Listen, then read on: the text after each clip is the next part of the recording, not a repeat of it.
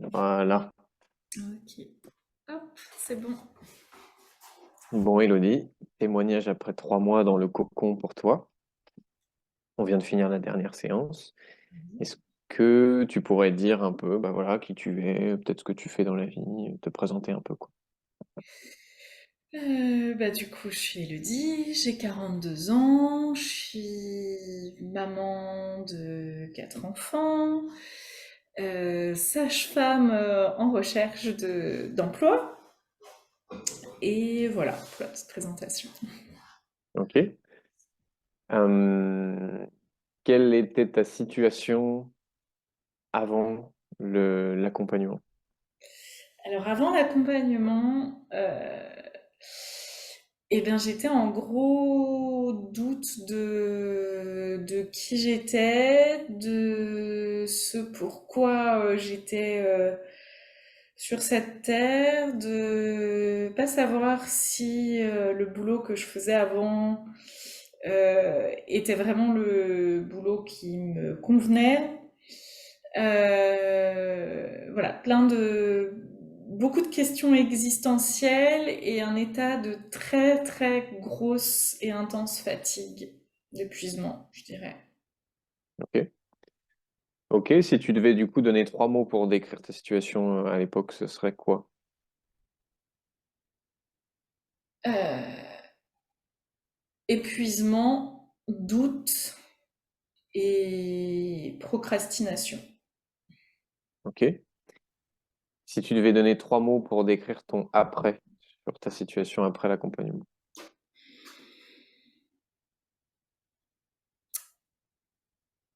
Nouveau défi, Hmm. énergie. J'en ai mis deux. Ok. T'as le droit de tricher un peu. J'ai le droit de tricher un peu, bon, tant mieux. Et, et envie. Ok. je vais changer un peu l'ordre des questions pour me surprendre moi-même. Comment t'as vécu l'accompagnement? Avec curiosité en premier lieu, j'avais hâte voilà, de voir ce que vous proposiez parce que ça semblait différent de, de la façon, voilà, de faire d'autres accompagnements, d'autres propositions. Euh, donc un peu, ouais, beaucoup de curiosité et puis pendant l'accompagnement, toujours un peu de crainte avant les séances, de se dire voilà, qu'est-ce qui va sortir de là, qu'est-ce qui... Et en même temps, ça fait du bien de se plonger, voilà, dans ce qu'on a pu explorer ensemble, que ce soit avec toi ou avec Théo. Ok. Et du coup, ça a été quoi les changements pour toi à la suite de l'accompagnement? Euh, Bah déjà, je pense que je comprends mieux mon fonctionnement, donc ça permet d'enlever beaucoup de culpabilité que j'avais, je pense, avant. Euh, la première chose, ça a été d'enlever énormément la culpabilité par rapport à la procrastination. Et du coup, bah, une fois qu'on enlève la culpabilité, bah, en fait, il y a beaucoup moins de procrastination aussi, comme par Ouais, hasard. bizarrement. Bizarrement. Euh, et donc, du coup, là, j'ai l'impression d'avoir plus d'énergie quand même bah voilà, pour relever les défis, puis plus d'envie, ouais, maintenant, de ce qui, des choses, voilà, à venir. Ok. Donc, euh, enlever la culpabilité sur la procrastination, du coup, ça a eu un impact sur la procrastination, plus d'énergie pour ta vie, relever tes défis, etc. Est-ce qu'il y a autre chose qui est différent pour toi?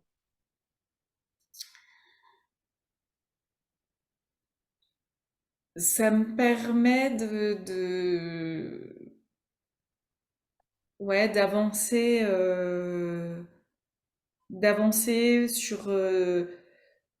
alors sur mes relations, que ce soit au niveau familial, au niveau je pense, de mon couple aussi. Ça me, ouais, j'ai l'impression de mieux, voilà, de plus avancer, et plus savoir, voilà, comment me positionner, d'être, de me sentir moins victime de ma vie, quoi. Ok, ok, bah ça me fait une bonne transition. Pour toi, quel était ton niveau de pouvoir sur ta vie avant l'accompagnement et après l'accompagnement? Alors, niveau pouvoir sur ma vie, avant l'accompagnement, j'étais à 4-5. Et après, je dirais que je suis à 6-7. Il y a encore un peu de travail à faire. Ok, ok, niveau de d'énergie avant-après. Alors, niveau d'énergie, j'avais mis 2-3.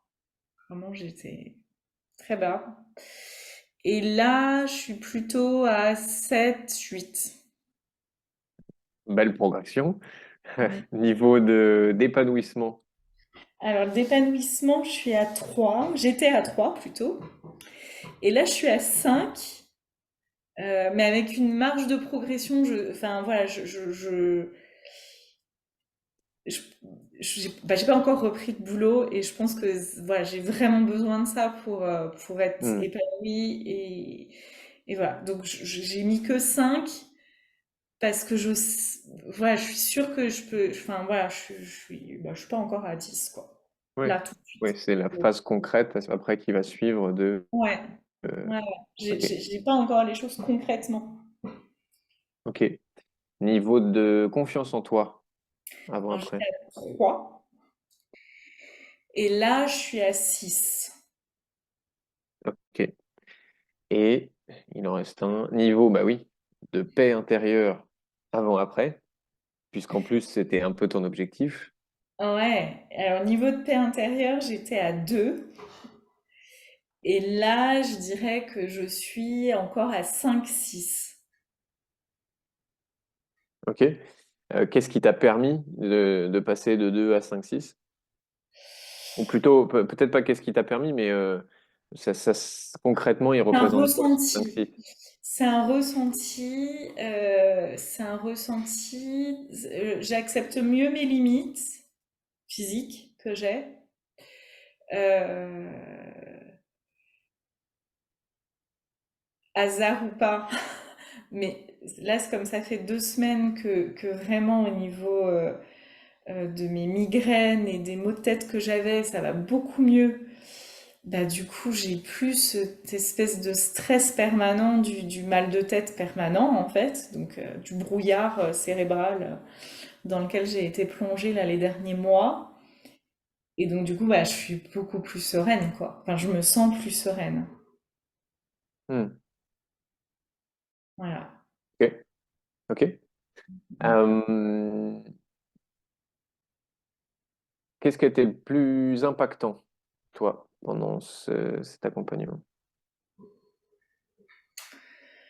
Ce qui a été le plus impactant, c'est de comprendre et d'essayer de voir les avantages de voilà, d'avoir ce côté où vous êtes allé me chercher sur les avantages des choses contre lesquelles je luttais en fait. Donc, de comprendre que je luttais contre des choses qui finalement étaient peut-être là pour me donner certains indices sur les avantages que ça pouvait avoir pour moi. Hmm. Et ça n'a pas été facile. Ça vient quand même vraiment chercher dans les retranchements. Mhm. Voilà, notamment bah, voilà, sur le sujet de la violence, sur le sujet de la colère, sur le sujet... Enfin voilà, toutes ces choses qui nous dérangent, enfin qui moi me dérangeaient en tout cas vraiment beaucoup, et que j'essayais de gommer parce que c'était pas ça que je voulais être, et de comprendre que c'était là probablement pour une certaine raison, ou des raisons. Il y en a peut-être eu Hmm. plusieurs. Ouais, ok. Euh, on a fait aussi, il y a pas mal de charges émotionnelles qu'on est allé libérer aussi en séance avec toi. Moi, je me souviens de quelques séances assez intenses, on va dire. Comment tu as Ouais. vécu ça? C'est quoi le regard que tu as sur ça? Ça a été, eh ben, ça a été vraiment une libération, en fait. Ça a été difficile vraiment sur le coup, voilà, j'ai vraiment eu le sentiment d'aller me noyer, de pas Hmm. pouvoir remonter le tunnel, de pas pouvoir, ouais, ouais, de couler quoi, vraiment, de pas pouvoir respirer. Enfin, ça a été très désagréable, Hmm. ça c'est clair. Et en même temps, je suis passée. Et je me rappelle d'une des séances où tu m'as dit, mais est-ce que tu as eu le sentiment d'accoucher, enfin de naître et de revivre ta naissance? Et ouais, j'avais trouvé ça assez marquant. Voilà. Je me souviens de cette séance, oui. Je crois que c'était une séance de groupe, il me semble que voilà, on était en séance de groupe C'est possible. sur celle-là. Et ouais, en fait, enfin, et je pense que j'ai eu l'impression de revivre ça, en fait, quasiment à chaque fois, parce que finalement, on retombe tout le temps sur les mêmes symptômes. En tout cas, moi, à chaque fois que on est allé chercher des blocages, les sensations, elles étaient quand même souvent les mêmes, toujours des oppressions de poitrine, cette sensation de pas respirer, d'être en apnée, de, voilà, et cette espèce de bouffée, voilà, ça vient Hmm. vraiment physiquement, cette bouffée de d'air subitement, et d'avoir la sensation de traverser et de passer un cap, voilà. Et surtout sur des sujets où pourtant c'est des choses que j'avais, enfin voilà, il y a eu des traumas, et les traumas, on les a, en tout cas jusque-là, on les avait toujours évoqués, mais en fait on n'était jamais allé me demander ce que ça faisait en fait. Ouais. Tu étais resté au niveau de l'intellect et t'étais pas allé Bah, c'est dans... resté au niveau de l'intellect, quoi. C'est-à-dire, du coup, bah, ouais, il y a eu un trauma, c'était difficile, on comprend. Et sauf que là, j'avais vraiment l'impression de vivre les choses et d'aller mettre le doigt sur le pourquoi ça a été traumatisant, en fait. Hmm. Hmm. Ok, justement, là tu commences à parler de la différence entre ce que toi tu as pu vivre dans d'autres accompagnements et ce que tu as vécu ici. Qu'est-ce qui était différent pour toi entre ce que tu aurais pu vivre? Et l'idée, c'est pas d'aller critiquer ce que tu as fait Mm. avant, mais est-ce qu'il y avait des différences? Et si oui, lesquelles entre ce que tu as pu vivre avant et ce que tu as fait dans le cocon? Bah là, j'avais vraiment l'impression d'être dans le vécu, en fait. C'est vraiment de vivre les choses, d'être allé en profondeur des choses qui me faisaient mal, en fait. Et pas qu'on essayait juste de penser voilà, de poser un pansement sur une zone qui faisait mal, en disant, bah Hmm. voilà, parce que c'est bien de reconnaître les choses. Mais en fait, je me rends compte qu'il faut pas seulement une reconnaissance, c'est bien d'aller voir où est-ce que ça a touché, en fait. Hmm. Qu'est-ce que réellement ça a touché? Qu'est-ce que ça a réellement provoqué? Et d'être allé au bout et de le faire passer par le corps, moi, ça m'a complètement parlé. J'ai un métier qui est tourné sur le corps. Hmm. Et je le vois bien chez les autres. Et voilà, moi, mes patientes, je perçois des choses qu'elles ignorent parce que c'est dans leur corps. Hmm. Et voilà, et là, on est allé le faire pour moi. Et je pense qu'il Pour y en une avait fois. besoin. Ben ouais, non, mais c'est bien parce qu'en fait, on peut pas s'analyser tout seul. Moi, j'avais bien conscience, enfin, je pense que j'étais assez consciente des traumas et autres, Hmm. parce que j'ai déjà essayé de travailler là-dessus, mais j'ai pas eu l'impression d'être allée autant dedans. Mais c'est intéressant ce que tu dis, parce que donc, toi, ce que tu es en train de dire, c'est que tu avais déjà fait un travail sur les traumas et que tu avais plutôt conscience en plus de certains traumas, euh, mais que nous, c'est pas ce qu'on a fait, enfin ça tu l'avais déjà fait, mais Mm. que là, on est allé dans l'expérience pour libérer ces traumas-là et que c'était dans le vécu, quoi. Ouais. Hmm. Ok, Il y a toujours eu un soulagement, voilà. Ça a été compliqué vraiment d'aller dedans. ouais. Les séances, elles ont été pas simples. Il y avait un certain épuisement après, mais par exemple, je me suis jamais endormie. Hmm. Oui, c'est une Le autre genre de sommeil chez fatigue, ouais. moi, c'est aussi parfois une façon de m'échapper d'un truc désagréable. Là, j'ai jamais eu besoin de faire ça. Hmm.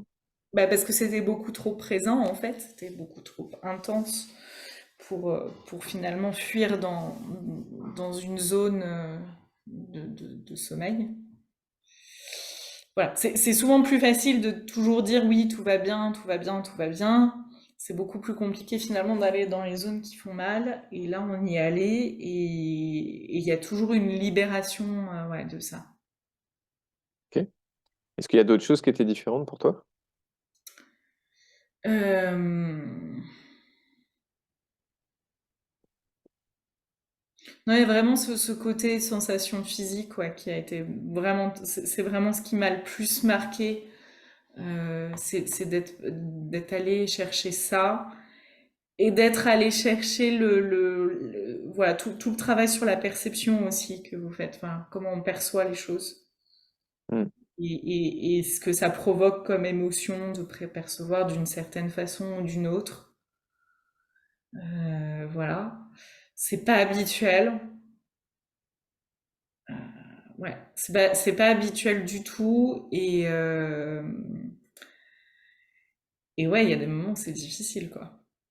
Hmm. Ok. Donc c'était remuant mais libérateur, quoi, si on fait un petit résumé.